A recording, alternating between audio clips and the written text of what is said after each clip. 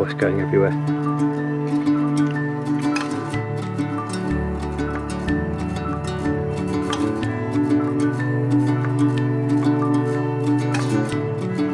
Hi guys, Nick Goldsmith here from Hidden Valley Bushcraft, and today I'm going to be talking to you about some of my very favourite campfire desserts. It's kind of a nice way to round off a big meal, just really cram those calories into yourselves, get those feel-good sugar rush, those kind of vibes going after you've been maybe on the trail all day, or you might just be camping. It might even be bad weather, and it's just a lovely way to turn that around. Before we get started, as you can see, the fire is already on. So yeah, without further ado, let's take a look over at the table and see what I've got to show you. This is pretty much my standard cooking setup and the sort of thing I would carry in the field. I might go ahead and usually carry one or the other, or sometimes both, depending on how I'm feeling. Nice parcel of good quality kitchen grade foil, which I can use to kind of create improvised ovens and things like that.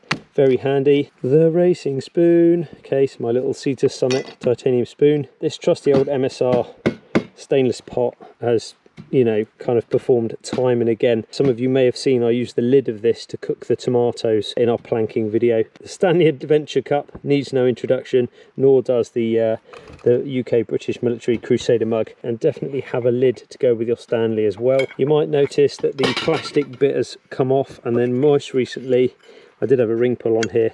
Okay, that's actually just broken, but that's not a problem. I'll just bend that up, okay, and I can still use it as a lid. I'm not bothered about these things. New set of gloves, because I absolutely destroyed my last set of gloves, so I'm still breaking these in. They've only been used once or twice, so they're very new looking. Let's take a little look at what's on the table itself. I've got some brioche buns. Okay, it's obviously quite popular at the moment is to have a burger with a brioche bun, but they're a great type of bread to use for desserts as well.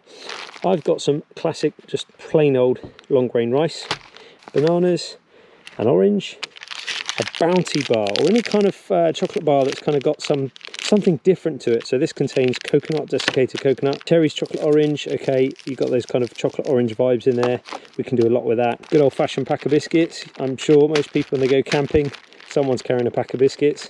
Certainly in Britain we are, because we need that to go with our tea. Heaven forbid we have tea without biscuits. Sacrilege. Creamer, any kind of coffee creamer or anything that's going to be like in a powdered form, that's quite useful to us as well, as is the Bourneville cocoa powder. Chocolate custard. What's better than custard? Chocolate custard. Okay, and I've got some local honey. So local honey is a great substitute for the sugar. If you're kind of not doing the whole sugar thing at the moment, you can kind of substitute for the honey. If I sound out of breath, it's because I just had to run back to the Land Rover. Chew Valley Dairy double cream. What a star item. How did I leave that in the Land Rover? If you're off of the dairy products, you can get some great alternatives now. Like I said, look, I'm usually carrying some kind of powdered version, maybe not in an entire container like this all the time, but I am carrying some kind of powdered coffee. This is a real treat to get fresh double cream. Now, very importantly, if we go over and have a look, it's still what I would call in that establishment phase, where it's still kind of burning off all these larger pieces. There's lots of flame here. So what I'm going to do is mess about with this little bit, make sure you've got a good working bed of embers and that you've used a lot of smaller material to get those kind of glowing coals that you can kind of see in the bottom there. So I'm thinking dish number one is going to be a bit of a showstopper, and it's got to be using the Stanley mug. Okay, and the reason I'm going to use the Stanley mug is because I happen to know that brioche buns fit perfectly in diameter into a Stanley mug.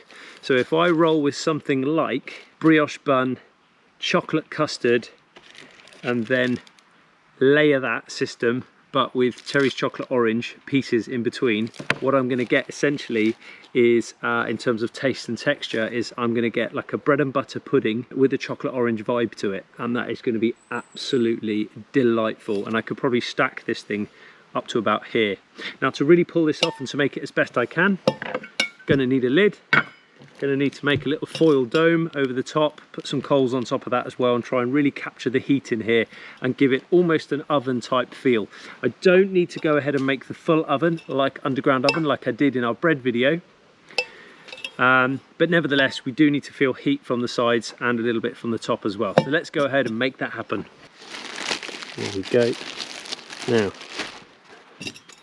as promised, brioche buns happen to fit really rather well in there. So take the top one, turn it over and drop it right down into the bottom. Okay, that's how this starts. Next up, you're going to go ahead and take some kind of either a chocolate orange type chocolate, so you can go ahead, break open a couple of bits of this, right, and drop that into there. Really straightforward, lovely. And then all I do is go and get my my tin opener, open up my tin of ambrosia. Okay, just a little bit like that. Grab your spoon, push it about a little bit so you get some good coverage on there. Obviously you're going to need to keep cleaning the spoon off, obviously. Okay, then you're going to go ahead and put the bun down on top of there, and then you're just going to repeat this process. As I said, if you really want to, you know, if you want to do the fresh fruit route, you can go ahead and open yourself up an orange and throw in a couple of pieces. That could be a nice little surprise for you as well. Go ahead and launch some of that custard in there again. All you're going to do now is take that and your lid and your piece of foil and head over to the fire. So spread these embers around a little bit. So what you don't want is too much in the way of flame, but you definitely want all of those lovely embers and the heat that they bring. So if you just spread things out a little bit, stick the lid on there like so, open out your foil. Now what I tend to do is I tend to mould that over the top first. All that foil is going to do is just hold some of the heat as I bury that in there and shut that down. And that's it, basically. Cover it over, let that heat get into the sides and into the top. And if you really want to go full bore, you can put some coals on top of the on the lid here as well. I might go ahead and do that in just a moment, and I'll use my spoon to scoop those on. I'm going to go get my gloves.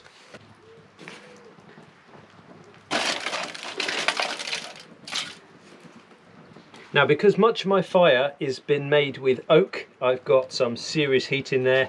I've got great big pieces of hardwood like this. This is beech. Okay, so all of these hardwoods are going to give me those upper temperatures in terms of the BTUs and the energy that they can pump out when they're burning, as opposed to the softwoods that I would have used to get this fire going initially and get the heat up there quickly but non-sustainably. And enough to set fire to these harder woods. So this is possibly going to take me, I don't know, 5-10 minutes, and then it's just going to fire heat straight through the whole stack, and then I'm going to go ahead and scoop it out, and this is going to be a real treat. While that's cooking, I'm going to go ahead and prepare, okay, these two bananas very simply just by using this part here as my handle. It's important to keep hold of your rubbish as well. This is all going to be the sorts of things that need carrying back out, so you'll have to think about that as well. Carry it in, carry it out. There's a very simple campfire dessert. Is you take your wonderful banana, make ourselves a bit of room here, take your knife, just go down through the top but not all the way through. Okay, so I've not gone all the way through there at all. Push that open, you should see that start to open up, and then inside there I'm going to put some of this chocolate bar. Now, I have thoroughly tested this over the years, and I can confirm breaking the chocolate bar into little pieces yields far better results than keeping it as one solid block. Ta-da! Then all you would do is just make sure that nothing goes to waste. For scientific purposes, that needs eating. Nom nom nom. And go ahead, and you can do exactly the same with a Bounty bar inside a banana. Have to break that little piece off, which means, again, for the greater good of mankind and science, I need to eat this. Now all you're going to do is take these little bananas and just lay them in the embers, or if you're not comfortable about the whole ember thing, take something like your cooking pot, lay them in there for a bit of stability, okay, and then lay that on the embers.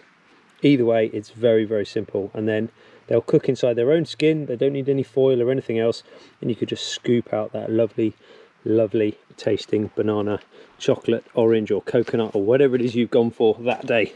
Let's start those off. always have your gloves on standby. Hopefully you can pick up on this. There's a bubbling sound going on under here. Some of you may be wondering why I didn't go ahead and maybe use chocolate drops and marmalade. Well, when you make marmalade, you cook out a lot of the sugar. A lot of the sugar becomes, it kind of turns into that kind of bitter, fully cooked flavour. If you then cook it again, those sugars then kind of further caramelise into those bitter tones, and you end up with quite a harsh overriding marmalade taste that doesn't give you a subtle chocolate orange taste. It kind of just dominates the whole thing. I've experimented with this over the years. Keeping it simple is always going to be the best recipe. So here's a common, all too common situation. Many of you, and I want to hear this in the comments, okay? I want to know, how many times have you been out cooking, camping, on a caravan holiday with the family and made too much rice? And so this is where I came up with the concept a long time ago, and this is something that I saw on a course, and I saw a couple of people had made far too much rice as per, and so Viking rice was born. Viking rice, okay? Viking rice is the name given to rice that you've made whilst camping, that you're then going to turn into rice pudding, straight up. So the first thing we need to do is we need to use our crusader mug, okay, fill it with water and get that water to the boil.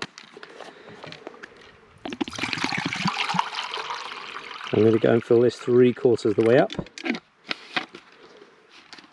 Okay, I'm going to use a crusader mug for this one. Now, let's have a look at how our other dishes are doing. There's the handle. Yes! Yes, I got the handle. Oh, it's been a chocolate explosion. Wow. Look at the heat coming out of that. Okay, we're going to just put that to one side. We're going to leave it for a moment. That is going bananas. So that really simple bit of tin foil captured all of the heat coming out of these red hot embers, and that oven effect has taken place. And as you can see, that lid has almost welded it shut. Thank God. I've still got this bit here. And that chocolate orange bread and butter pudding is done. Just look at that. Bubbling and oozing. Oh wow. Okay, let's close that down. Now I need to boil this water. No two ways about it, so that is going straight into the embers. And we're going to support it with some wood around the outside. We're going to get that going, get that nice and hot. Cover that over. Let's take this back to the table. This is very exciting. Oh, the smell.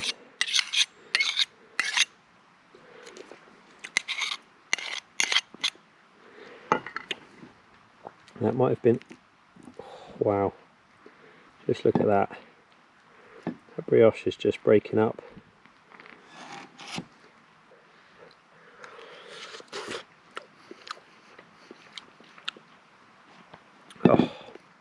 Oh, that really is very good. As I just push my way, so what's happened is the brioche has slightly caught, those sugars have caramelised on the outside edge there, it's a bit tough, but everything in the middle here is glorious and soft, and there's this really nice chocolatey orange vibe going the whole way through. It took barely 10 minutes to fully cook through, soften all the bread, and to get that real kind of custard to permeate into the bread and make it all soft and gooey, and to get those chocolatey orangey vibes going through it. So that for me is an absolute winner. That's something you can share with the family. Everyone will enjoy and love. Our chocolate bananas I'm going to go and rescue now. We're going to go and have a look at those as well.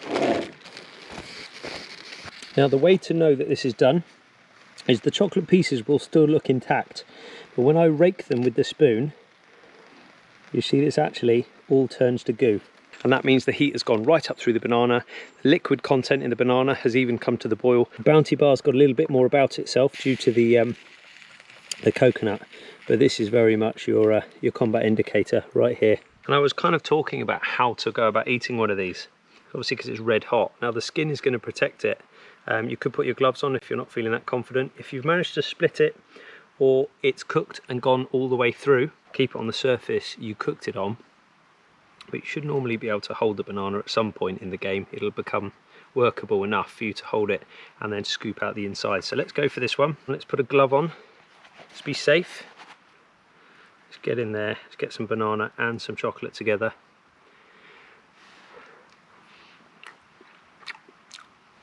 Always puts a smile on my face, a chocolate banana. I'm going to be feeling thoroughly ill by the end of this, I reckon, having eaten all of these lovely desserts, but hey ho. Right, now on to the coconut.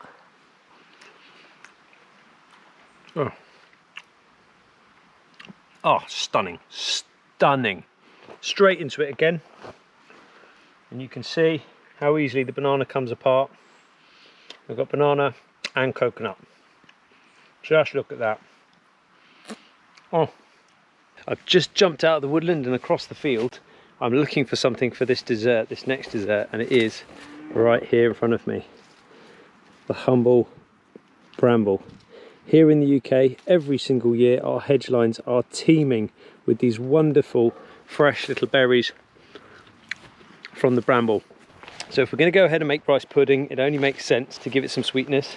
Probably goes without saying that you pick the black ones, okay? That means that they are ripe. That's an indication that they are ripe, not these hard little red ones, okay? If I put pressure under a black one, it's just going to burst in my hand. I'm going to get that lovely blackcurrant or blackberry juice on me.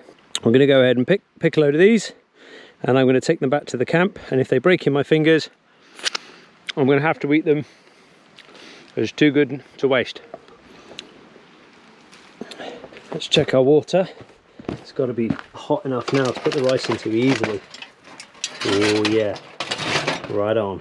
As I said, the whole idea is that we've made too much rice. Oh no, to get that in there.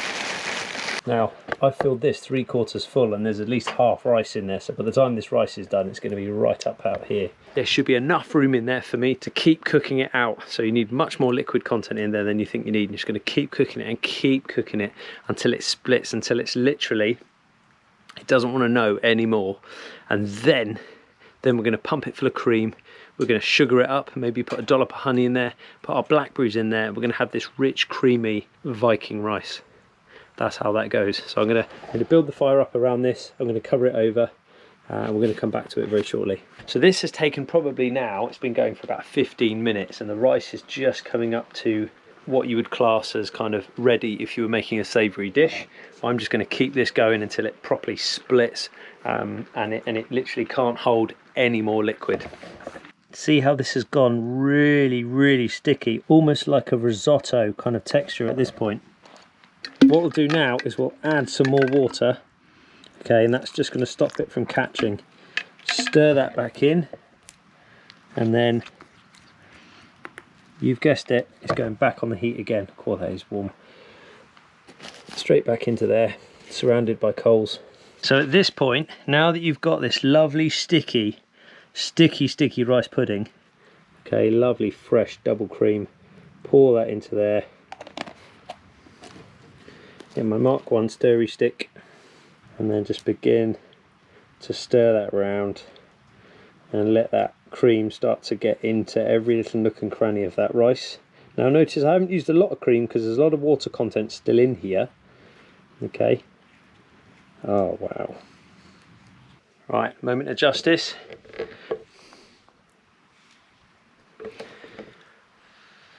Bearing in mind there's no sugar in here. If I close my eyes, that's rice pudding.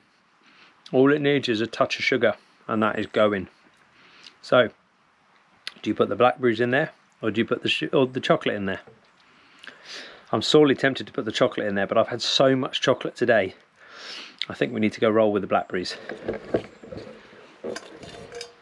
So I'll pour the blackberries in there. They're going to go in. And I'm going to smush them up against the corners, and we'll start to get that blackberry colour running through.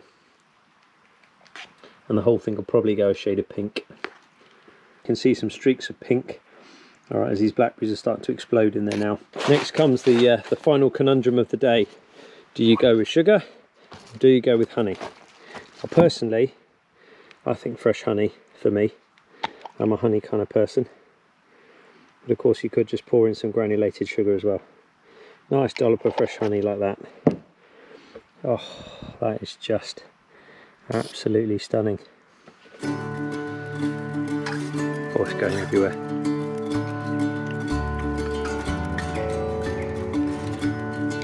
Wow.